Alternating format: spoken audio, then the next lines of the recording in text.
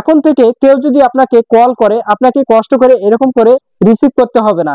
আপনি সরাসরি এরকম করে কানে ধরবেন, আপনার ফোনটি রিসিভ হয়ে যাবে। আর এই আজব কাজটি আপনি কিভাবে করবেন, চলুন আজকের এই ভিডিওতে আমি আপনাদেরকে দেখিয়ে দিই। আর এই জন্য ভিডিওটিকে স্কিপ না করে পুরো ভিডিওটি দেখবেন। আর ভিডিওটি ভালো লাগলে অবশ্যই কিন্তু লাইক করে দিবেন আর শেয়ার করে দিবেন, যাতে করে অন্য বন্ধুরা শিখতে পারে, জানতে পারে। তো চলুন কথা না বাড়িয়ে ভিডিওটির মূল কাজে যাওয়া যাক।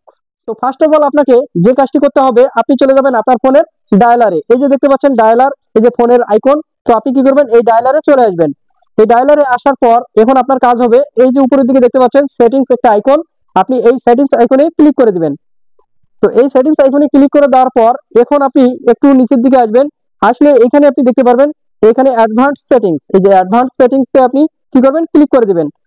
তো অ্যাডভান্স সেটিংসে ক্লিক করে দেওয়ার পর এখন আপনি এখানে নিচের দিকে দেখতে পারবেন এখানে একটা লেখা আছে রাইজ টু ইয়ার।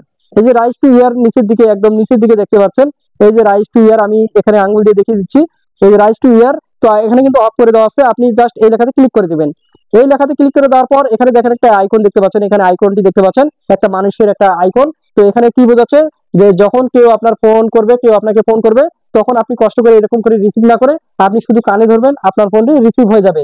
তো এর জন্য আপনাকে যে কাজটি করতে হবে, দেখেন এইখানে দেখেন রাইজ টু ইয়ার এর জায়গায় দেখেন এখানে কিন্তু একটা সুইচ বাটন আছে, এখানে কিন্তু সুইচ বাটনটি অফ করে দেওয়া আছে।